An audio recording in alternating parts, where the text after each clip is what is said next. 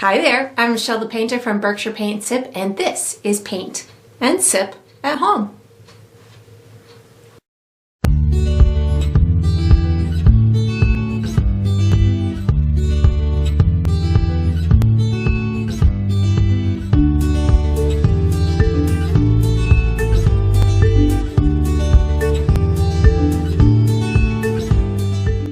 Okay, so today I'm going to be painting Sunset Dolphin Dive, and I'm going to be sipping on my coffee. And if you enjoy this process, I do hope that you like and subscribe to my channel, and that you also check out my Patreon page where you're going to find additional painting perks. So let's get painting and let's get sipping. Alright, so for my materials today, I'm going to be using a stretched and primed 16 by 20 inch canvas. If you're painting along with me, you can certainly switch up the size, but that's what I'll be using. I'm going to be using acrylic paint today. My colors are titanium white, purple violet, fire red, Mars black, fluorescent orange, and chrome yellow. And of course you can switch up those colors as well if you'd like to. For my tools today, I have a 1/2 inch wide flat bristle brush. I have a number 6 round synthetic brush, and I have a number 2 round synthetic brush, excuse me, and I will refer to these as small, medium, and large as we go through the painting process. If you're painting along with me, you'll probably want a cup of water for washing your brushes, as well as a paper towel for drying your brushes. And down below this video, I will be providing you with a couple of additional resources that can help you through your painting process. One of them is a link where you can purchase the same exact paint kit that I'm using, from the large canvas to the same kind of paint and all the good stuff in between. So that's down there for you. There's also a link where you can download a free image of the final painting. So you can print that and use it as visual reference as you go through the painting process. And there's also written step-by-step instructions down there for you as well. And that's all we're going to need today.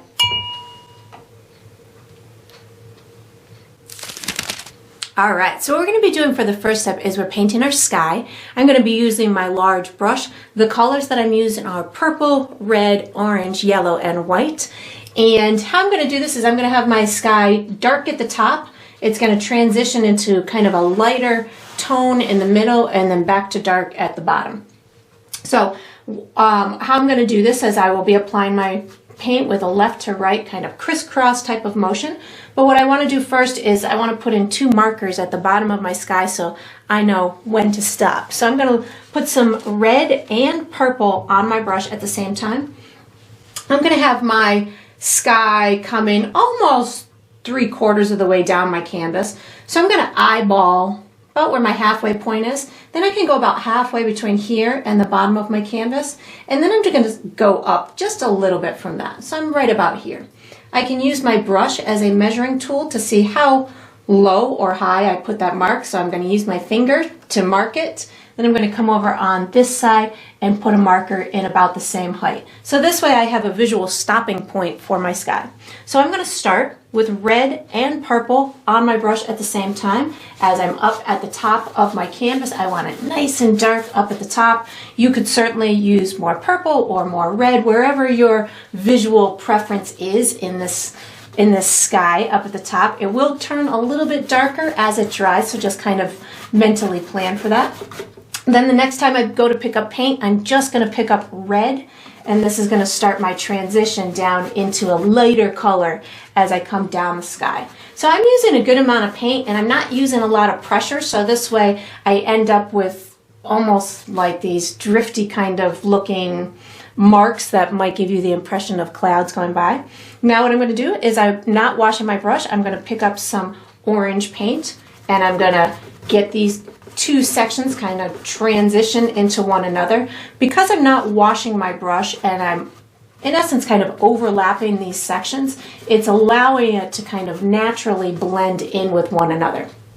Then what I'm going to do is I'm going to pick up some yellow without washing my brush. So this again is going to start that transition into what I'm going for as kind of a lighter color as I go down the sky.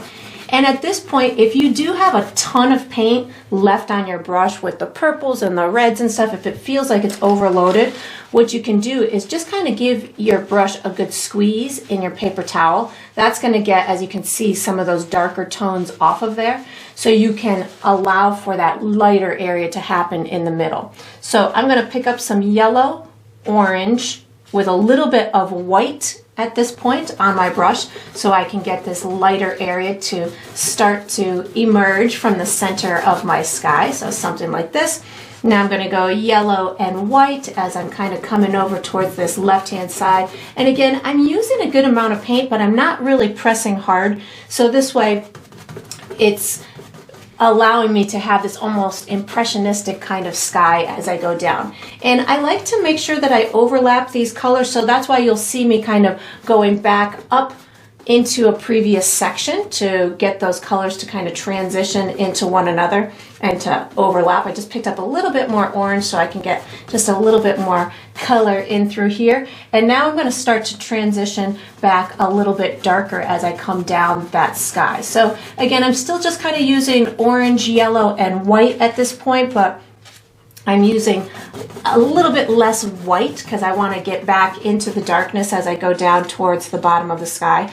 But this is a sunset sky, so you can really imagine it to be whatever tonal value you want. You might want yours a lot lighter or darker than mine. It's totally up to you. So feel free to get it to do whatever you want. So now I'm starting to utilize the orange on my brush, and then I will go back and in essence kind of reversing the order that I did at the top. So I'm going into orange right now, and then what I'm going to do is now I'm going to start picking up my red, getting that to merge in with that orange, and then I'm going to go into the purple as my bottom color down at that sky.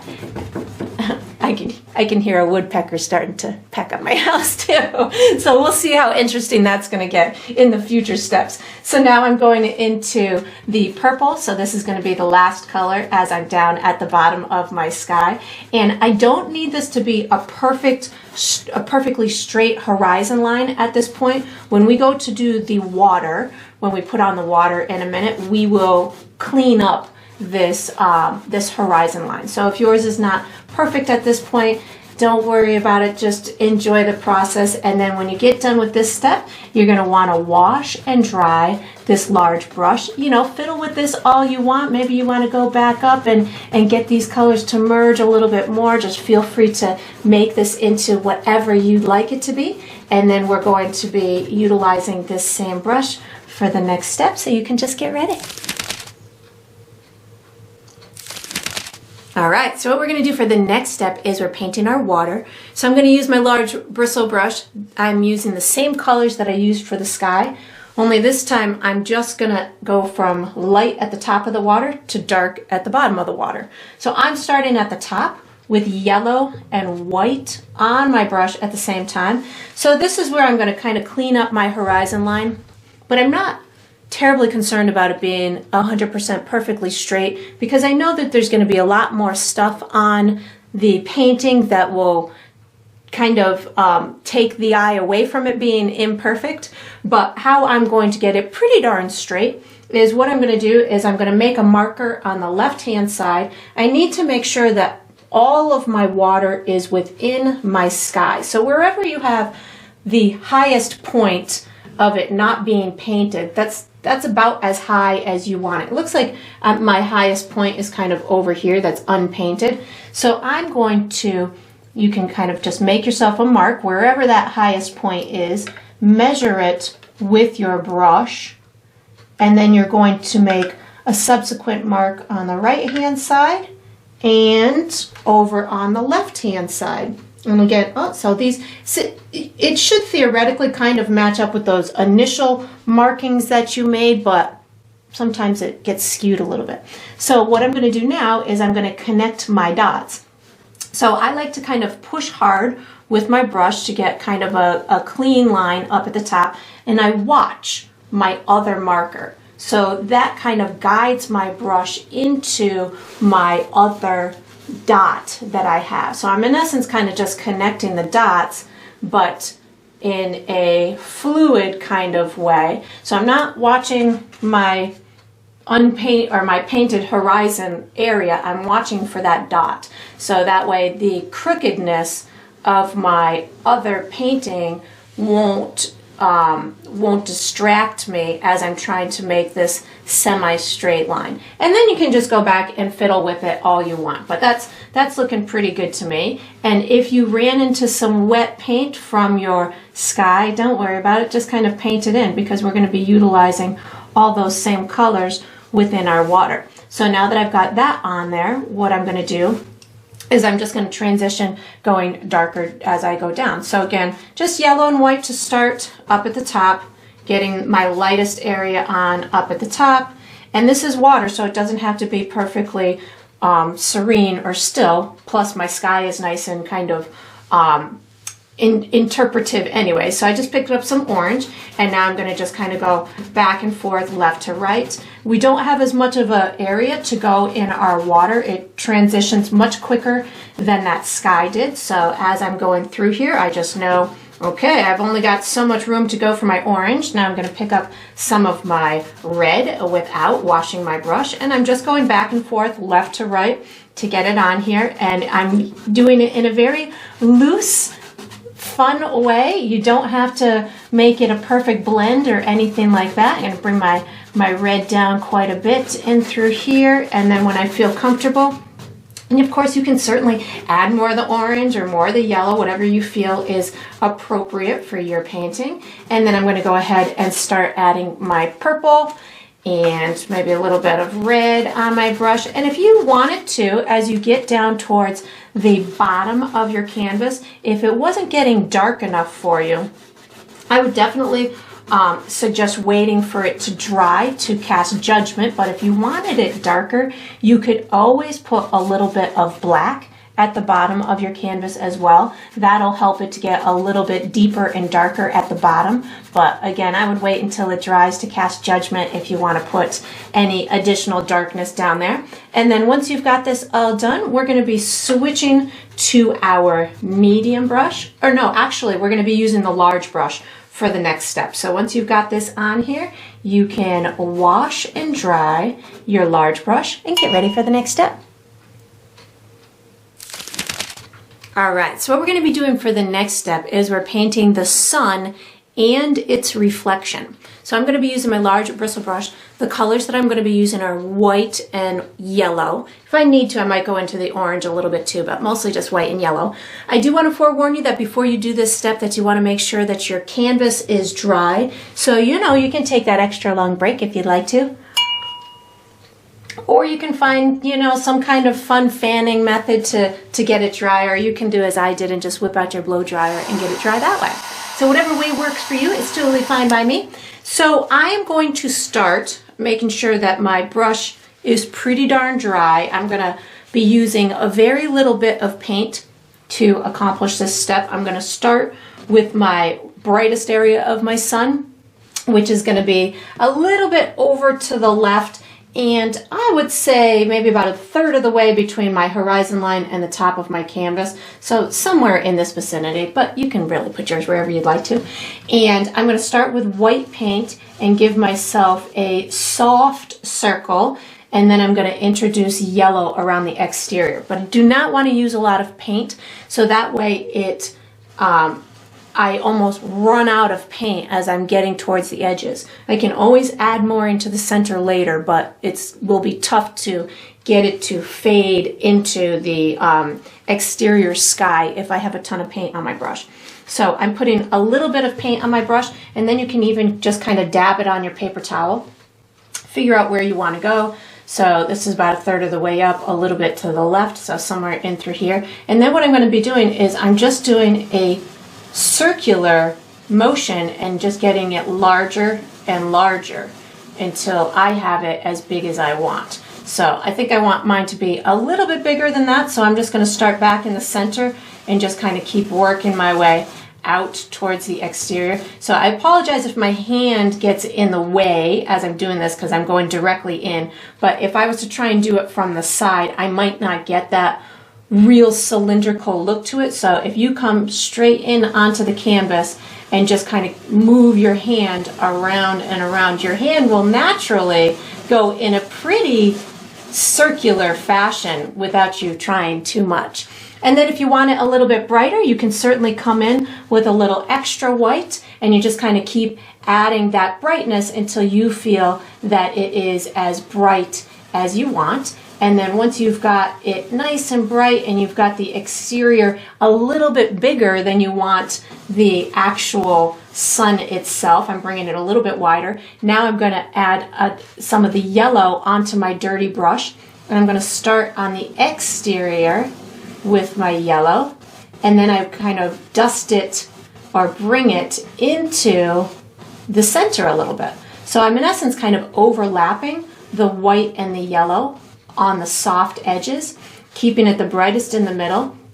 And then I can bring this yellow out as far as I want. So if I wanted it to kind of extend even farther into my sky, I could even start just rubbing it out into the sky, and that's going to make it look like that sun is just casting a glow maybe on some of the neighboring clouds or whatever it may be.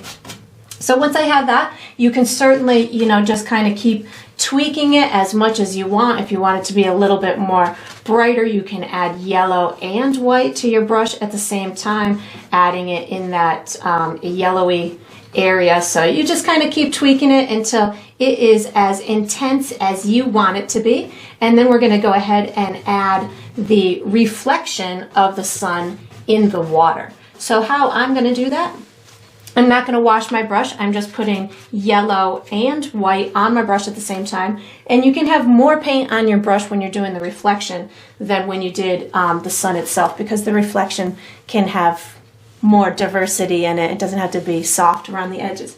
So what I'm going to do is I'm going to get my water to be very bright right below the sun. So I have my yellow and my white on my brush, and I'm kind of just bringing it out in a wide type of way. I think I want a little bit more white so you can see it a bit more.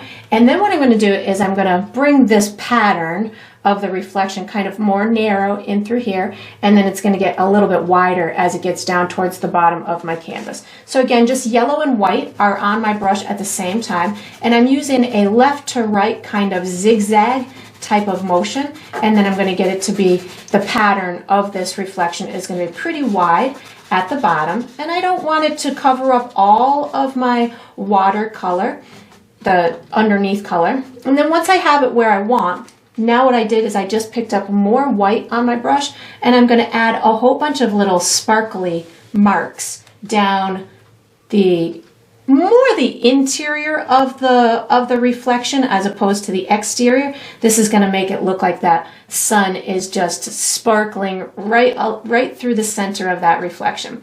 And then we're going to be using our medium brush for the next step. So once you've got this all done, you can put your large brush away wherever you'd like to. Take out your medium brush and get ready for the next step. All right, so what we're going to do for the next step is we're painting the silhouettes of our land, our trees, and their reflections. So I'm going to be using my medium brush, and I'm going to be using just black paint.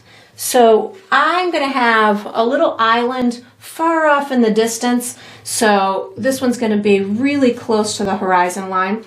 And for my little islands or land that I'm doing, they're not going to have much detail. It's just a little sliver of some land. So I'm going to come in maybe almost to the edge of my sun, maybe a little bit to the left. This is where the little tip of my land is going to be. And I'm just going to make myself this little bit of a bumpy type of piece of land. It doesn't have to be anything perfect. I'm actually leaving some of the water behind it showing, but you could certainly bring yours up higher. You could, really get it to look whatever way that you want. I'm not bringing it down very far into the water. I'm just going to kind of give it an uneven type of area on the bottom side of it. That's going to make it look like it's a little rough piece of land that's meeting the water somewhere. And then what I'm going to do is I'm going to give myself a couple of palm trees coming off of here. So I'm going to have maybe one like that. And you can really have yours in whatever kind of formation that you want. I have them a little bit skinnier up at the top. And then when I do my palm fronds, I like to just kind of do them on the messier side and at different lengths. So I do the center stem to them, and then what I'll do is I'm going to pull down some of the little leaves off of that center stem kind of thing. So that's that one. I'm going to do another one up higher in through here. So maybe I've got these fronds coming in this direction. Again, you can have yours going in whatever direction you want. I kind of just a lot of times let my brush take over, especially when I'm doing these kind of natural leaf type of formations, because when I think about it too hard, then they seem to get too organized. So this looks pretty good to me on this side. It's reflection. My sun is over here, so it's going to cast a reflection off to the left.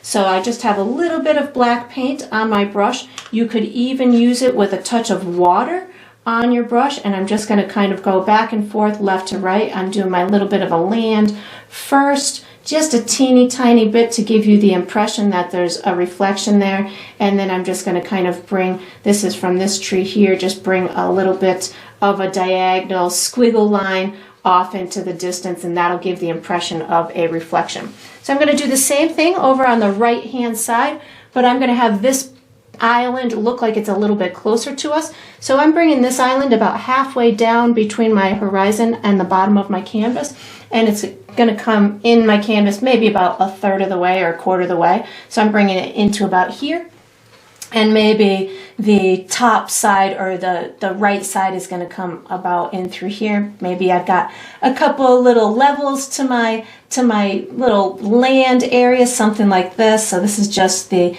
exterior shape of it, or the top shape of it. And then as I'm coming down on this right hand side, I don't want this piece of land to come too far down into my water, because I'd like to have some reflections again like I had on the other side. But I want these trees to look a little bit taller and have a little bit more substance to them. So I wanted this piece of land to look like it was closer. So that's why I put it down my my canvas a little bit. So I think I'm going to have maybe 3 trees. My tallest one, I think I'm going to have over here on the right hand side. So I think I'm going to have this one in through here. And I'm really just wanted to make this one a little bit taller or closer so I could have a good balance within my painting. I think I'm going to have this one maybe this one's a little bit shorter in through here, and then I'll have maybe another one that's let's go with this one going this one's going to be nice on the edge like this. Maybe this one's a bit taller in through here, and then of course I'm going to do my fronds coming out that center portion and making them just kind of chaotic and whatever direction you want them to go in. And then I just pull down those little leaves coming off the center area of the frond itself, the little stem area. And you can have gravity take over. You can have them coming towards the left, but you definitely want them to look like they're naturally coming off that center stem of the frond. And then this one I'm going to have a little bit taller in through here. So this is going to be my big one. Maybe this one comes off the canvas a little bit. And you can see that I'm having some of them overlap. That's what's going to make them look really nice and natural too. So just kind of doing this in through here. And then we are going to be utilizing, oh, I got to do my reflection on this one. Hold on. Sometimes I just get so excited to go on to the next step and I totally forget to finish the step that I'm on. So now that I've got this tree done, I'm going to go ahead and do my little reflection underneath. And I don't need much. I just want to give it a little kind of skirting left to right with my brush to insinuate the reflection of the land. I still want to have some of the color of the water represented, and because the sun is over here, my reflections are going to be going to the right. So I'm going to take this, and this is going to be the reflection of this tree in through here. So I'm just moving my brush a little left to right to give myself a little bit of a ripple type motion in that water to give myself the reflection of that tree trunk. And now we're going to be switching to our small brush for the next step. So once you've got the reflections of your land and stuff, you can put your medium brush away, take out your small brush, and get ready for the next step. All right, so what we're going to do for the next step is we're painting the silhouettes of our dolphins and their reflections. So I'm going to be using my small brush, and I'm going to be using just black paint. So how I'm going to do this is I'm going to have kind of a small school of dolphin going across the center of my canvas. I'm going to have them appear to be almost in between this island and this island, so somewhere in this vicinity, and the tallest one is going to come up a couple of inches up into my sky. So they're going to be just having a good old time swimming through this tropical oasis. So I'm going to use my small brush, but what I'm going to do is I'm watering down some of my black paint, a little bit of my black paint, so it's more like an ink consistency. As I go to do these, that's going to help me to get some nice clean lines around the edges of them. So what I'm going to do is I'm going to put my dolphins in place with just a curved type of line, and then I'll show you how to build that line into the shape of a dolphin. So I'm going to have my first one is its tail is going to be in through, I would say, right about here, and its nose is going to be somewhere in through here. So I'm just going to draw myself a curved line from one end to the other, something like that. And I'm not building anything other than the place marker for where I want these. So that's going to be the one all the way to the left. I'm now going to go do my biggest one, which is going to be all the way to the right, and then I can kind of place the other ones in between, so that way I have almost boundaries as to where I want to go. So I'm going to have the tail of this one is going to be right about here, and the nose is going to be right about here. And this one's going to be taking a big old dive into the water, something like this. And again, just a curved line will connect one marker to the next, and then all the other ones are just going to kind of be around and about. So I think I'm going to have one up in through here, and this one I think I'm going to have going maybe about halfway between here and here, and then I think I'm going to have this one kind of going almost like it's overlapping, or it's jumping over or behind this one, something like this. And again, don't worry if it doesn't look like a dolphin yet. We'll get it to look like a dolphin in a minute. And then maybe I'll have another one, I would say maybe somewhere in through here. And again, yours don't have to be exactly as mine. I'm just kind of trying to get a good assortment as to where I want these to go. And then this one maybe I'll have starting here. Maybe this one's going to be jumping with this one in through here, but maybe it doesn't come all the way down at the same spot. And then maybe I'll have a little tiny one back in through here, maybe something like this. And again, yours can be way different than mine. I'm just kind of trying to give a good assortment of directions. So now that I've got that where I want them placed, now I want to make them into the shape of a dolphin.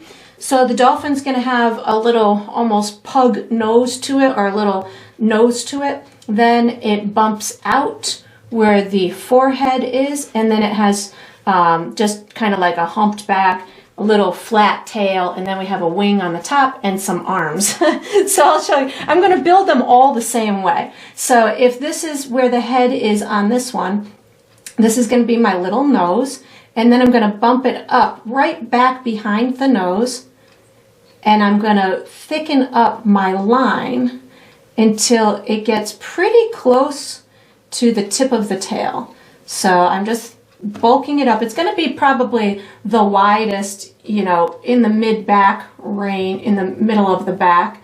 And then as I bring it down towards where the tail is, at the very end of the tail, I'm going to keep it pretty darn pointy because we're in essence just kind of seeing the side of the tail, so it would just be kind of almost flat or small at the tail, at the bottom point of it. And then I'm going to have about halfway up the back, I'm going to have a fin coming out, something like that. And then about halfway between the fin and the nose is where I have a little flipper coming out underneath, so something like that. And I'm going to talk you through doing that same thing on every single one. So if I have, just making sure I don't have wet paint on my hand, there we go. So if I have this one here, I have my small nose right at the tip, then I'm going to bump it up on that forehead, thicken up the entire back of the body, something like this. Need to reload with my paint and thicken it up all the way until I reach the where I perceive the tip of the tail to be, leaving a little flat spot at the tip of the tail. I'm going to give it a fin about halfway up that back, something like this. Then I'm going to give it a little flipper about halfway between the face. Ooh, this one might want two flippers. We see it on both sides. There you go. And then of course you can do any little fiddling or adjusting that you want. I'm just going to move on to the next one, and I'm going to keep the same thought process. I have a little nose. I have the bump after the nose that thickens up the entire back portion of it. And again, yours are going to turn out different than mine because you might have curved that initial line more than I did, or you might have a bigger fin than I do, or maybe your snout is a little bit bigger than mine. They come in all different sizes and shapes, so don't feel like yours has to be exactly as mine. I did my fin. Now I'm doing my little flipper, which you might not be able to see yet. You won't be able to see it until I put that. We'll do a highlight later. Now I'm going to do this tiny one in through here. So this one I got to be a little bit slower with my process because it's really tiny, making sure I give it that little snout. Then I've got, this one's got a nice curved back in through here, and I'm just taking it slow because I want my lines to be pretty clean looking, leaving that little flat spot at the end of the tail, giving it a fin about, oh, this fin's going to be pretty darn big for this little dolphin. And then I'm going to put a little flipper in through there. Nice. Then I'm going to go ahead and do this guy in through here. I've got my little snout area, which I'm sure is not the right term, but it looks like a little pug nose to me. So then we've got the thickness of the back, leaving my flat spot where the tail is, coloring in all of this. And if you're using watered down black paint as I am, it might be a little translucent on you in some areas, so you might end up wanting to do a second coat once it dries, but that's an easy problem to rectify. And then I'm going to go ahead and make my my fin about halfway up that back or thereabouts. It doesn't have to be exactly. And then we have a little flipper coming in through here. Maybe he's got two flippers too. Yeah, like that. And then I've got this big guy over and through here. So this one's going to have the biggest snout of them all. And then I'm going to make his head pretty darn big and leave the flat spot at the tail and just give him. I automatically assume it's the male because it's the biggest one. That's not necessarily correct. Maybe this is the mama. She's the mama, the matriarch of the family.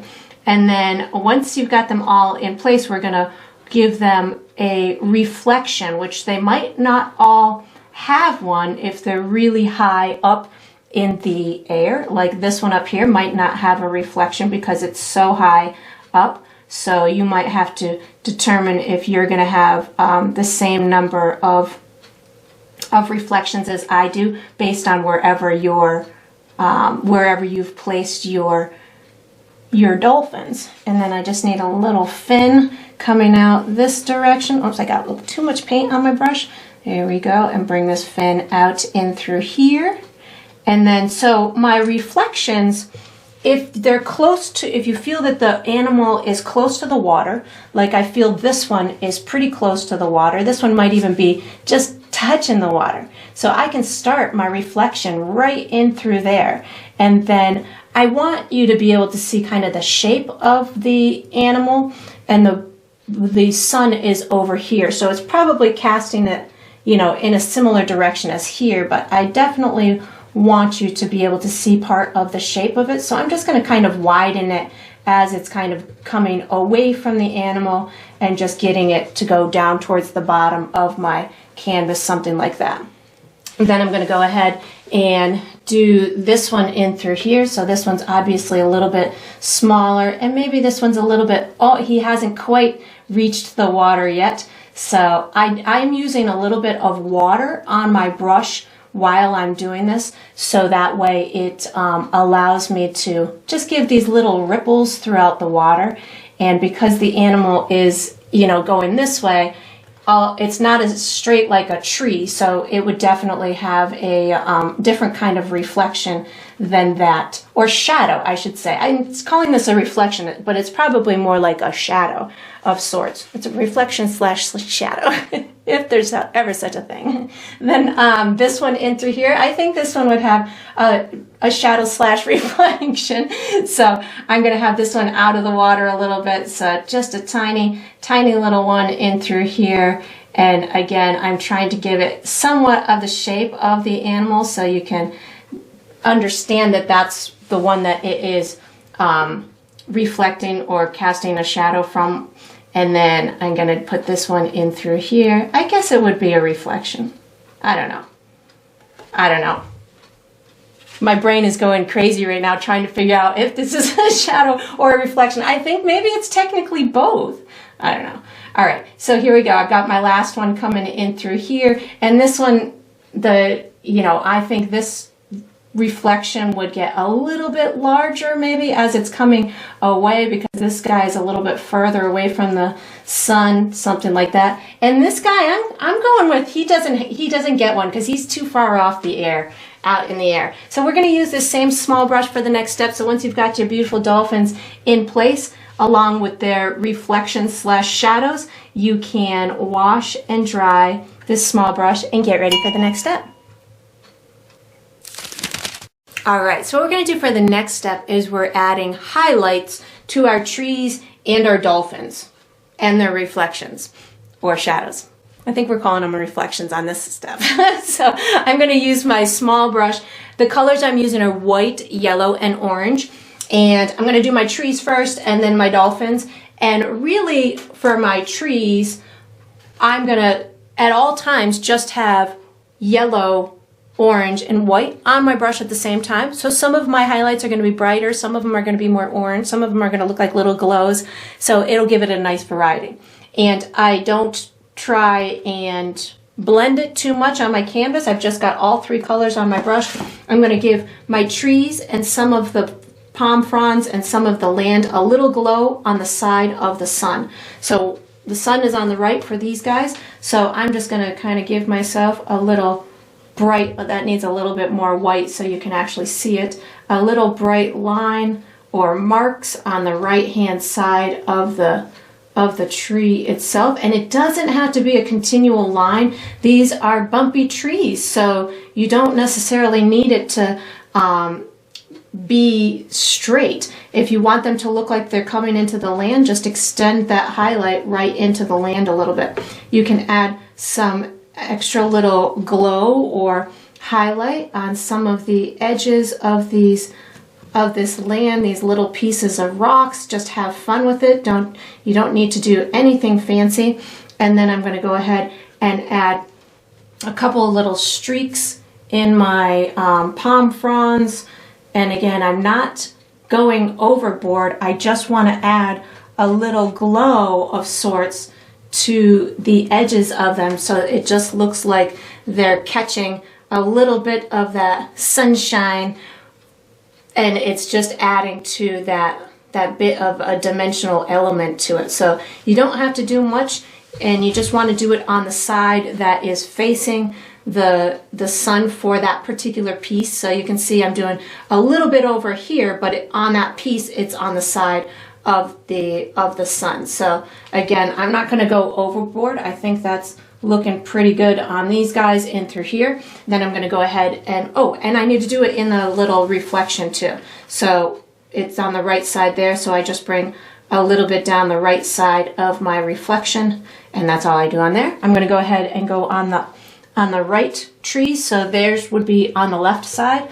So I'm going to go ahead and add a little bit of a glow of sorts coming down this left-hand side of these trees. And if you want the tree to look like it's in the land a little bit, you just bring that reflection or that, that highlight down into the land a little bit. I'm going to go ahead and put it in through here. And if let it dry for a minute, and if the paint ends up drying a little bit too dark for you and you want to elevate that highlight, just add a little bit more white to it. And of course you can add little bits at the tops of these pieces of land. And then of course I would add a little bit going into some of these fronds themselves. So that way, again, it gives it a little bit of that glow or highlight on them so they look more three-dimensional as opposed to just flat type of objects. These make it look like it's catching a little bit of that fun shine from the sun. And then I'm going to go ahead and do the same thing for my dolphins. Only for my dolphins, I think I'm just going to use white for them. Oh, I forgot my little reflection. So on these trees. So we'll be back. We'll go back to the dolphins in a minute. So let me just add this little glow into the reflection in through here, but make sure that they are similar in value here. So there we go. Yeah, now that looks good. You can't, it's so funny. Sometimes there's so many pieces to the puzzle that it's very easy to miss one here and there. Yeah, that looks good. Okay, so I'm going to use white as my highlight color for my dolphins, but if you wanted to use another color, the yellow or the orange, feel free to do so.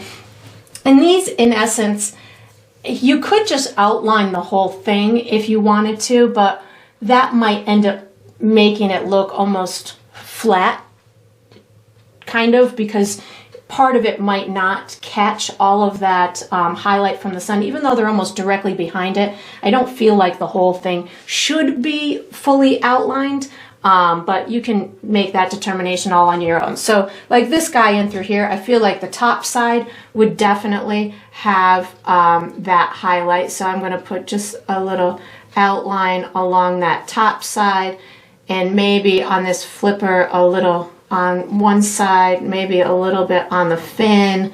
So you don't, when doing a highlight like this, you don't have to outline the whole thing, even if the light source is seemingly almost directly behind it. I would just pick the side that is leaning more towards that sun area.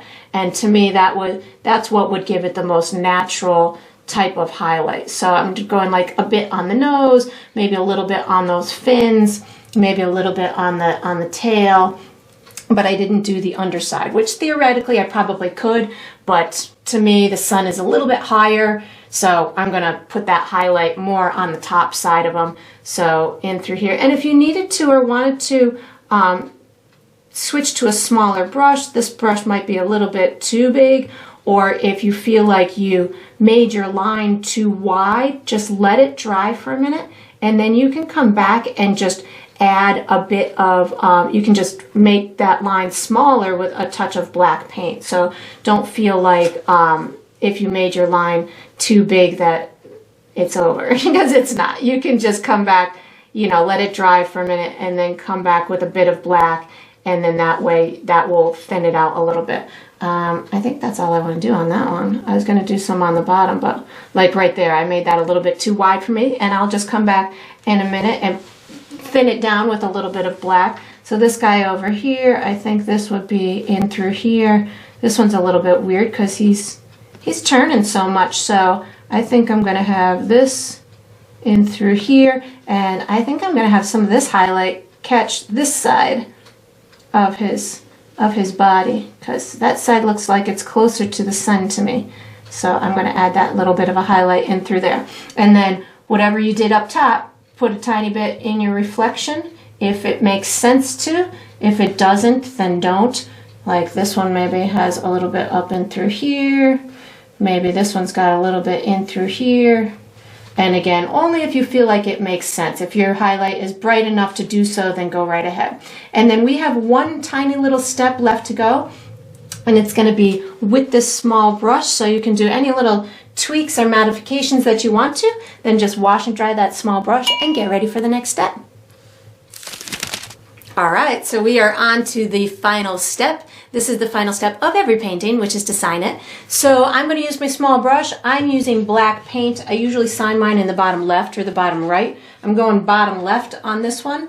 I sign mine with my initials, but you could certainly sign yours with your first name or the date or a symbol or whatever you'd like for your identifying mark to be is totally fine. And that is going to conclude this painting.